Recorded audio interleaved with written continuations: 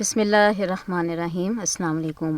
Programme سلگتی وادیاں میں سامعین کرام، میں ہوں آپ کی میزبان بنت علی۔ سامعین کرام، مقبوضہ جموں کشمیر میں گزشتہ روز بھارتی وزیر اعظم نریندر مودی کے دورے سے قبل پابندیاں مزید سخت رہیں، جس سے علاقے کی محصور آبادی میں شدید غم و غصہ پایا گیا۔ دورے کو، جسے ایک جھوٹا پروپیگنڈا دورے کے طور پر دیکھا جاتا ہے، کشمیری عوام کی آزادی و انصاف کی خواہشات کا مذاق اڑانے کے مترادف قرار دیا گیا۔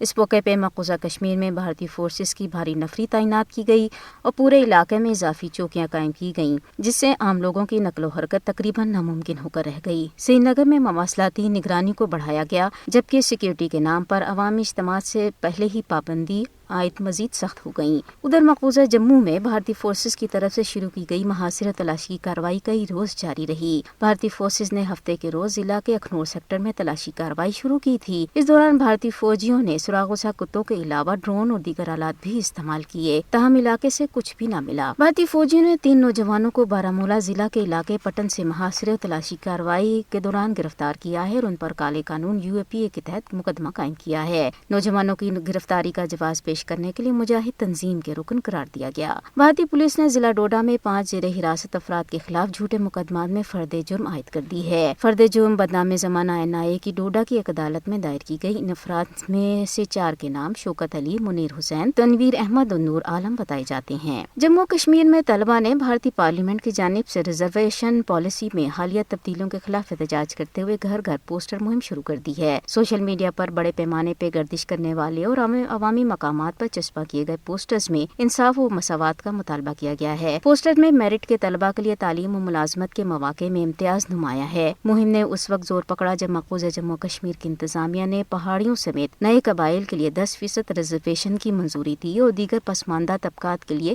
ریزرویشن کو بڑھا کر 8% کر دیا۔ پسماندہ کمیونٹیز کو بااختیار بنانے کے نام پر اوپن میرٹ کے طلبہ کے حق پر ڈاکہ ڈالا گیا ہے، جس سے ان میں مایوسی پھیل گئی ہے اور وہ محسوس کرتے ہیں کہ ان کے حق کو غیر منصفانہ طور پر مارا گیا ہے۔ ادھر کھٹوا کے علاقوں مدین و تحصیل بلاور کے علاقے زرگئی اور دھروگن میں گجر خاندانوں کو جاری کیے گئے نوٹسز میں انہیں گھریں خالی کرنے کے لیے کہا گیا ہے، جن میں وہ گزشتہ 50 سال سے رہ رہے تھے۔ ان خانہ بدوشوں سے جو کئی دہائیوں سے مشکلات اور عدم استحکام برداشت کر رہے ہیں، اب کہا جا رہا ہے کہ وہ زمین خالی کر دیں جسے انہوں نے نسلوں سے گھر بنا رکھا ہے۔ خانہ بدوش گجروں میں تقریباً 90% بے گھر ہیں اور حکومت کو ان کی پناہ گاہوں کو تباہ کرنے کے بجائے انہیں مستقل طور پر آباد کرنے اور مکان، بجلی اور پانی، سڑکوں جیسی بنیادی سہولیات فراہم کرنی چاہیے۔ سری نگر اسمارٹ سٹی پروجیکٹ بدعنوانی کے ایک بڑے اسکینڈل کا شکار ہو گیا ہے۔ سری نگر اسمارٹ سٹی لمیٹڈ کے سینئر عہدیداروں کے خلاف انسداد بدعنوانی کا ادارہ اینٹی کرپشن بیورو ناجائز دولت جمع کرنے اور اپنے عہدوں کا ناجائز استعمال کرنے کی تحقیق کر رہا ہے۔ 2 اعلیٰ عہدیداروں کے خلاف مقدمات درج کیے گئے ہیں اور متعدد مقامات پر چھاپے بھی مارے گئے ہیں، جس سے کافی مالی بے ضابطگیاں سامنے آئی ہیں۔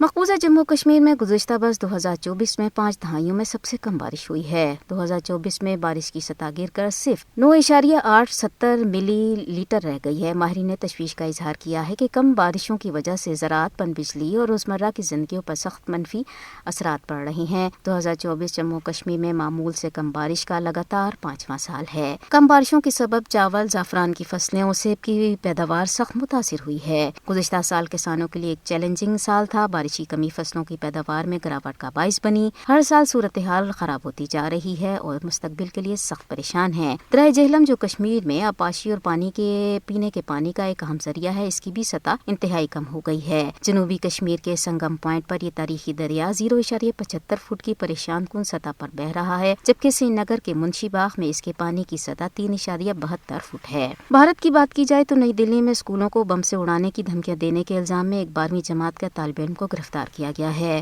ادھر چنڈی گڑھ میں پنجاب کے وزیر اعلیٰ کی رہائش گاہ کی طرف مارچ کرنے کی کوشش کرنے والے سکھ مظاہرین کے ساتھ جھڑپوں کے دوران 4 پولیس اہلکار زخمی ہو گئے۔ پولیس نے مڈبھڑ کو منتشر کرنے کے لیے آنسو گیس کی شیلنگ کی، لاٹھی چارج کیا اور پانی کی بوچھاڑ کی۔ اس دوران تلواروں سے لیس سکھ مظاہرین اور پولیس اہلکاروں کے درمیان شدید جھڑپیں ہوئیں۔ احتجاج کے باعث موہالی سے چنڈی گڑھ جانے والی شاہراہوں پر ٹریفک کی آمد و رفت شدید متاثر ہوئی۔ ادھر کیرالہ میں 18 سالہ دلت لڑکی ایتھلیٹ کو اس کے اسپورٹس ٹرینرز اور ساتھی کھلاڑیوں سمیت تقریباً 60 افراد نے 2 سال سے زیادہ عرصے تک کئی بار زیادتی کا نشانہ بنایا۔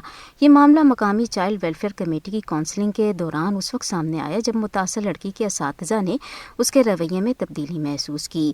پولیس نے متعدد FIR درج کی ہیں اور لڑکی کی ابروریزی اس کا استحصال کرنے کے الزام نے اب تک 15 افراد کو گرفتار کیا ہے، جس میں اس ٹرینرز اس کے ہم جماعت ساتھی بھی شامل ہیں۔ مودی کے بھارت میں ہر 16 منٹ میں ایک خاتون ریپ جیسے گھناؤنے جرم کا شکار ہو رہی ہے۔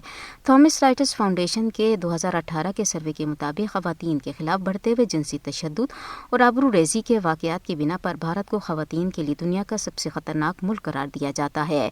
بھارتی نیشنل کرائم ریکارڈز بیورو کے مطابق سال 2022 میں بھارت میں خواتین کے خلاف جرائم کی 4,45,256 مقدمات درج کیے گئے تھے، جن میں سے 31,516 مقدمات جنسی تشدد کے تھے۔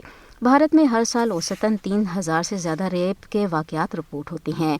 آبروریزی کے بیشتر متاثرین خوف، انتقام اور ناکام وغیرہ مؤثر عدالتی نظام کے سبب انصاف سے محروم رہتی ہیں۔ بھارت میں خواتین کی آبروریزی کے درج کے مجرم ہر 4 میں سے 3 افراد آزاد گھوم رہے ہیں۔ بھارت میں گزشتہ 2 سالوں کے دوران نیشنل کرائم ریکارڈز بیورو کی رپورٹ کے اجرا میں تاخیر کے پیچھے بھی مودی سرکار کا ہی ہاتھ ہے۔ بھارت میں طبقاتی تقسیم اور ذات پات کے نظام کی گہری جڑوں کی وجہ سے بھی غریب اور نچلی ذات کی خواتین کو ریپ اور جنسی حملوں کا سامنا کرنا پڑتا ہے۔ ادھر یونائٹڈ کرسچن فورم نے بھی اعداد و شمار جاری کیے ہیں، جس میں کہا ہے کہ 2024 میں عیسائیوں کے خلاف تشدد کے تقریباً 834 واقعات پیش آئے، جو 2023 میں پیش آنے والے 733 واقعات سے 100 زیادہ ہیں۔ 10 جنوری کو بیان میں انہوں نے کہا ہے کہ ان حملوں کے بارے میں سب سے تشویشناک بات یہ ہے کہ بھارت میں ہر روز 2 سے زیادہ عیسائیوں کو صرف ان کے مذہب پر عمل کرنے کی وجہ سے نشانہ بنایا جا رہا ہے۔ یہ واقعات کئی طرح سے پیش آتے ہیں، جن میں گرجا گھروں یا دعائیہ اجتماعات پر حملے، اپنے عقیدے پر عمل کرنے والوں کو ہراساں کرنا، بائیکاٹ اور کمیونٹی کے وسائل تک محدود رسائی کو محدود کرنا، جھوٹے الزامات اور فوجداری مقدمات، خاص طور پر جبری تبدیلی مذہب سے متعلق مقدمات شامل ہیں۔ BJP کے زیر اقتدار کئی ریاستوں میں تبدیلی مذہب کے خلاف متنازع اور کالے قانون نے ہندوتوا کے کارکنوں اور ریاست کو اقلیتوں کے خلاف کارروائی کرنے کے لیے ایک ہتھیار فراہم کیا ہے۔